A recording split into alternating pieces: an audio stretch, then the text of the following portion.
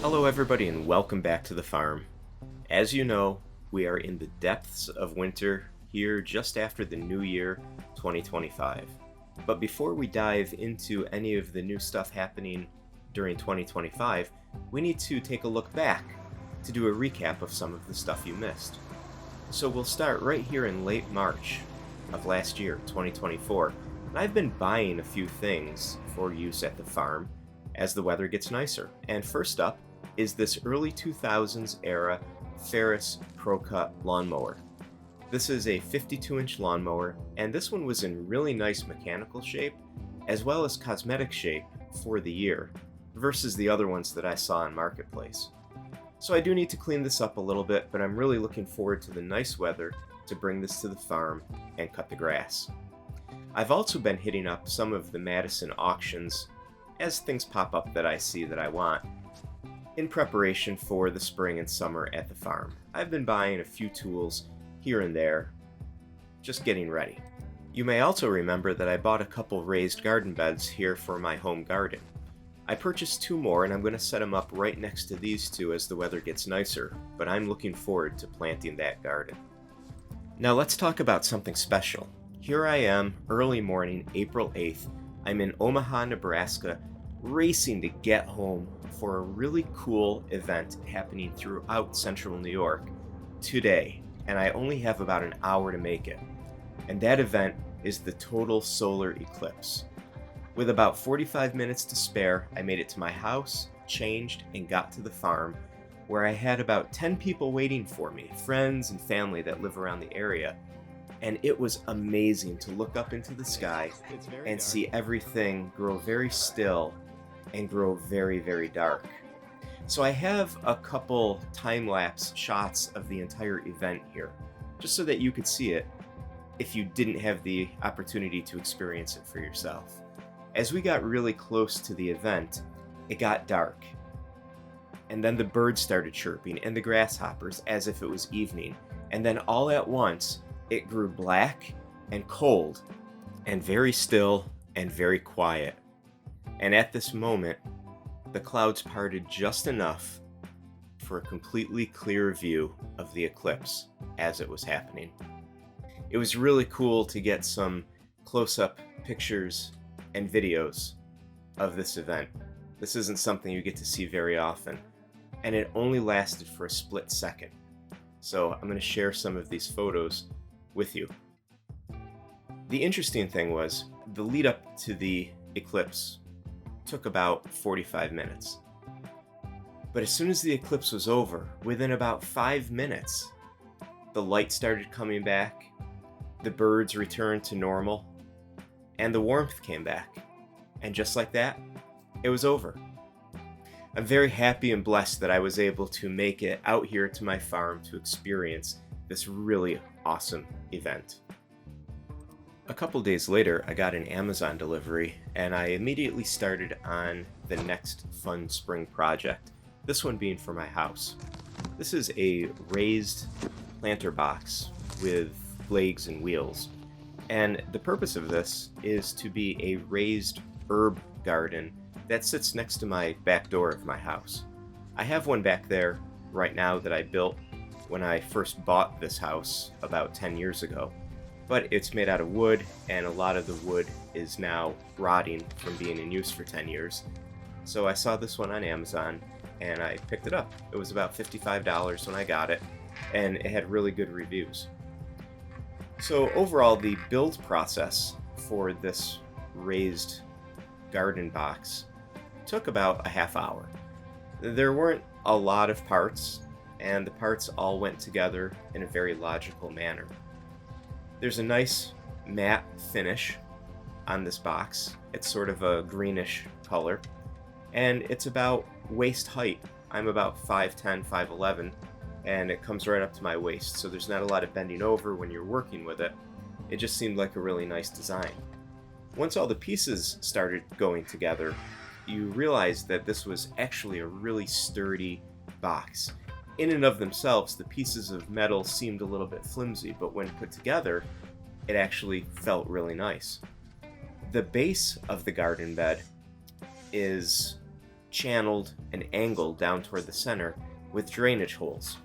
So there's no accumulation of water, which means that this really shouldn't rust out. All the hardware needed for the kit was included. There were no missing parts, and there was just a lot of small nuts and bolts that held everything together. So that part was a little bit time consuming, but overall it was a very enjoyable build process. There's some nice features to this cart. First of all is that lower mesh shelf. You could put lots of stuff on there, and because it's mesh, it'll drain water, so that probably won't rust out, which is good. There's also a handle on the side of this cart opposite the wheels, so number one, it makes it easy to roll it around, but number two, it also is a nice handy place to hang things. So although it started to rain, I did manage to get this fully assembled, and it looks really nice. A few hours later, the rain stopped, and I got a piece of very lightweight weed barrier just to put in the bottom of this cart to hold the dirt in place.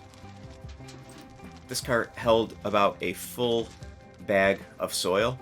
I wanted to put Miracle-Gro soil in here.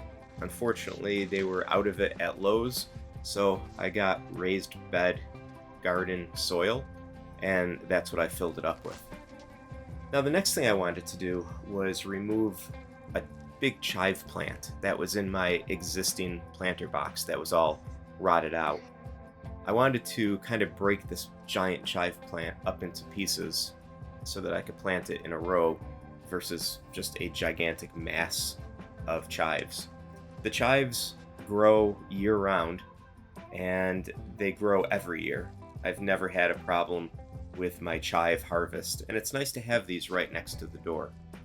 So once the chives were in place, the next thing was to set out the different herbs that I bought specifically for this raised bed. And I bought dill, basil, parsley, and rosemary.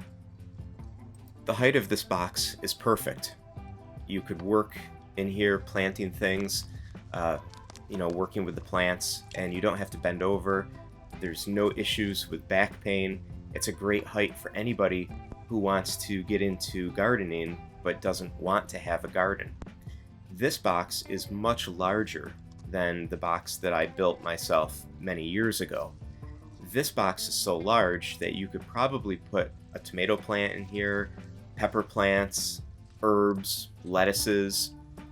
It's highly recommended. If you are interested in gardening but don't want the mess of a garden, try a raised bed. And this particular model is always on sale. So you could get it for a really good price, and it makes a very easy entry into gardening. So as you can see here, I've planted all of the herbs that I purchased for this raised bed. And these are the same herbs that I have planted year-round for this particular spot. I also have grown several herbs that are more or less seedlings right now. I have some basil and parsley and various other things. So I left some space to put those in here as well. But after watering everything that I just planted, you can see that this is a really nice raised garden bed. It fits perfectly right next to the door, so if I need herbs while I'm cooking or something, I could just run right out and pick them and go right back in. It's nice and wide, so it accommodates a wide range of plants. And because it has drainage channels built in and that nice mesh shelf underneath, there shouldn't be any issue with rot or rust of the metal. I really like this thing. It makes a nice addition to the house. And with the completion of that project, spring has officially returned to central New York. The nice weather is here, and that means it's time to get to work.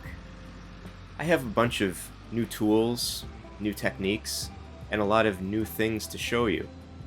There's a lot of repairs that have had to take place on the farm, and there's been some successes, but also a bunch of failures. And it's those failures that I'm hoping you, the viewers, through the comments of these videos, can give me some advice about.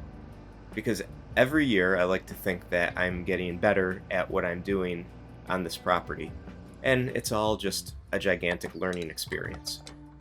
And I'm enjoying the process, and along with that, I hope that you, the viewers, are enjoying coming along with me as I learn. And for those of you who are interested in buying a farm or trying this rural lifestyle, I hope you find this interesting. There's a whole lot more to come. So remember, although we are deep in winter right now, the next several videos are all going to be about looking back through the spring and summer of 2024, eventually leading up to whatever comes next in 2025. I hope you've enjoyed the video. That's all for now. We'll see you in the next one.